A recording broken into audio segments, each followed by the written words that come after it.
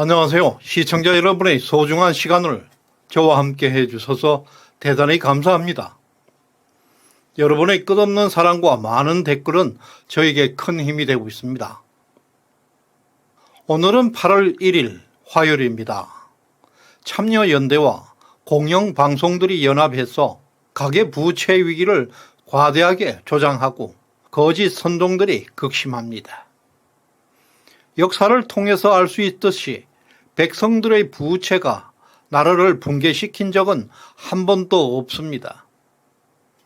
국가 위기에는 항상 국가 부채 때문이었습니다. 그럼에도 참여연대와 공영방송들, 가계부채를 국가적 위기로 과장하고 정치적 목적을 위해서 반대한민국적 행태를 보이고 있습니다. 개인의 부채를 국가 책임으로 돌리려는 그들의 시도, 그것은 바로 대한민국 경제를 절벽으로 내몰려는 출발점입니다. 또한 정부가 가계부채를 억제하려는 순간 대한민국 경제는 심각한 위기로 빠져들게 된다는 것을 명심해야 합니다. 진실은 좌파들의 반대편에 있습니다. 문재인의 진짜 골 때리는 세계관, 경제학을 전문가에게 맡겨두면 우리의 운명은 신자유주의와 같은 지배 이데올로기에 갇히게 된다라는 문재인의 주장은 그가 뼛속까지 붉은 전사라는 것을 보여주고 있습니다. 그 세계관으로 인해서 대한민국 경제는 지독한 파국을 맞았습니다. 그리고 이제 참여연대가 한국 경제에 대한 암담한 뉴스를 만들어내고 있습니다. 오마이뉴스와 공영방송들과 합심해서 쓰레기 같은 세계관을 가지고 세계 7대 경제 대국의 경제 문제를 논하는 것은 대한민국의 불행이라 하겠습니다. 이미 문재인 정권이 충분하게 증명했음에도 여전히 파렴치하게 거짓으로 우리 공동체를 위협하는 행위들입니다. 최근 참여연대가 이렇게 주장했습니다.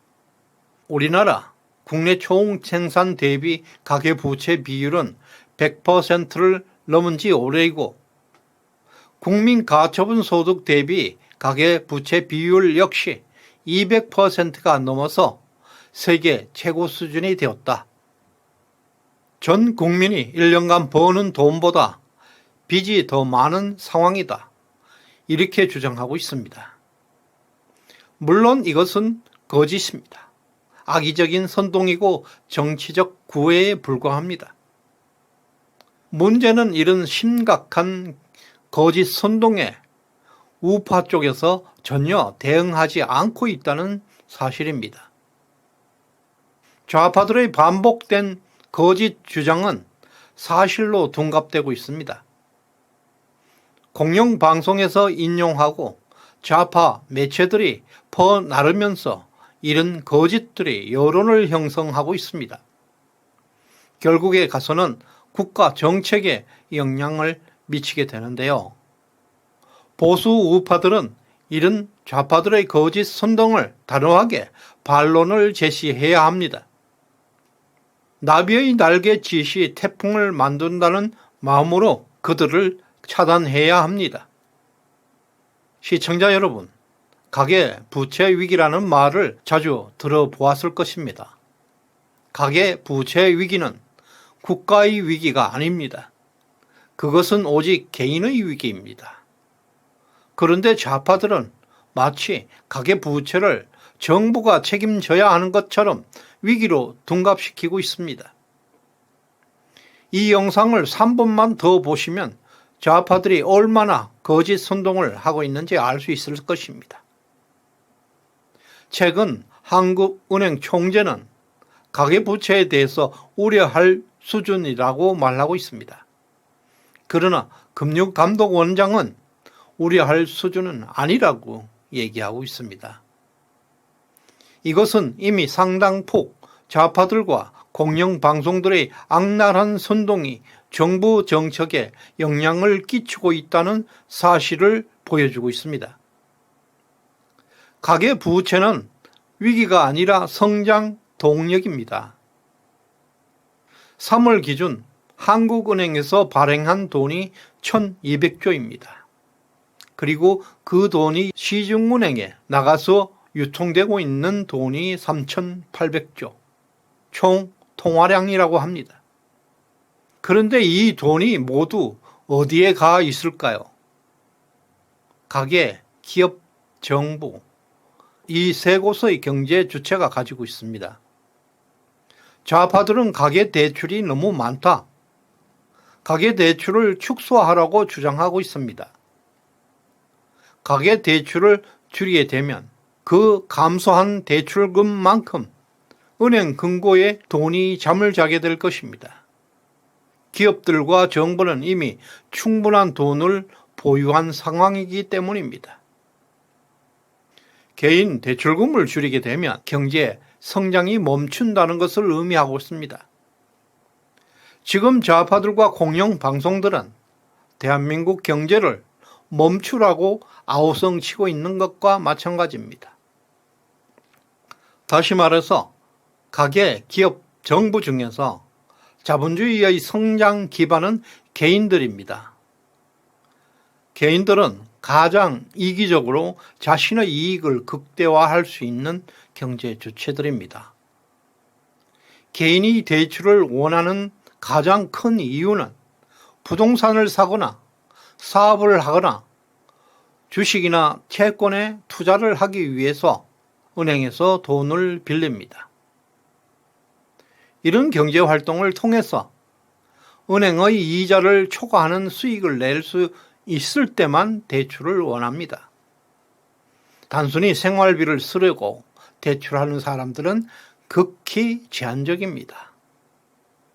이것은 코스피와 부동산 차트입니다. 보시다시피 한국의 코스피 지수는 지난 30년 동안 30배 이상 상승했고 부동산은 20년 동안 4배 이상 상승한 것을 볼 수 있습니다.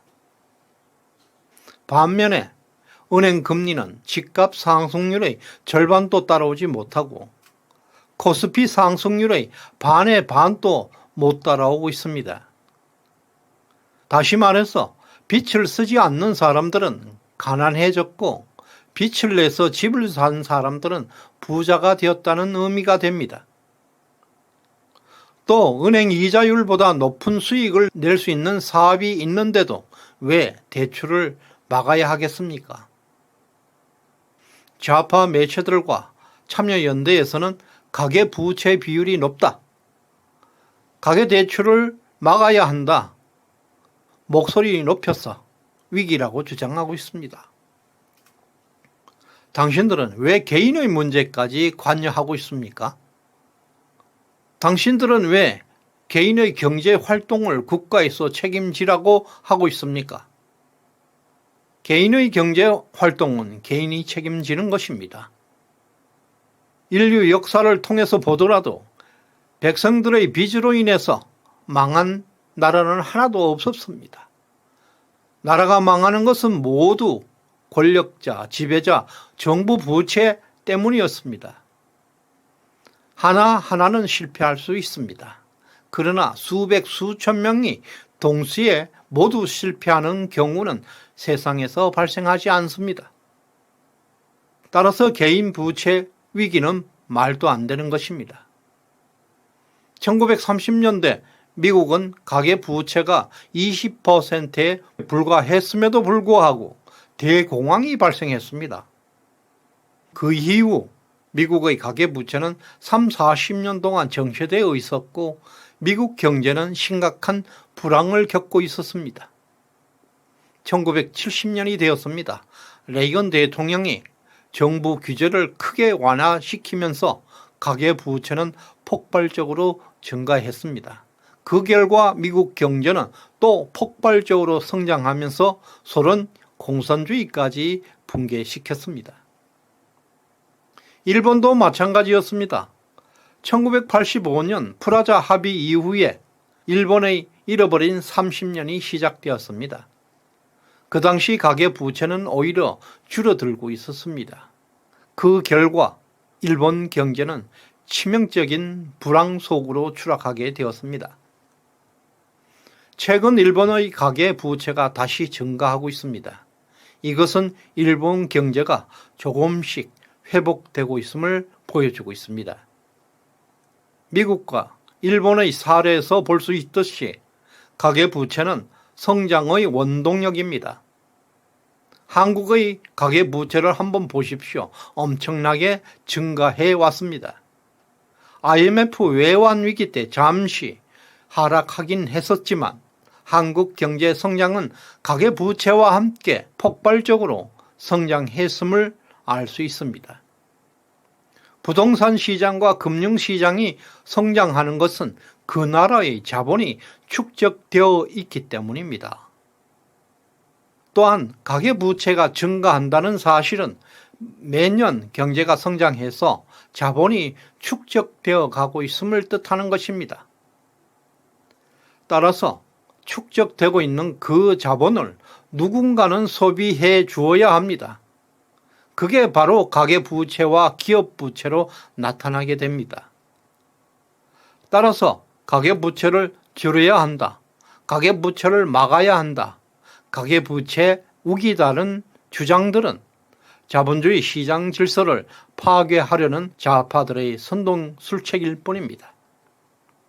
만약 현 시점에서 윤석열 정부에서 가계부채를 줄이기 위한 정책을 시행한다면 대한민국 경제는 진짜 어려움에 봉착할 수 있습니다. 진리는 항상 좌파들의 반대편에 있습니다. 개인의 것은 개인에게, 가이사의 것은 가이사에게, 이것이 진리입니다. 오늘 후원해 주신 이영희님 진심으로 감사드립니다. 끝까지 시청해 주셔서 고맙습니다.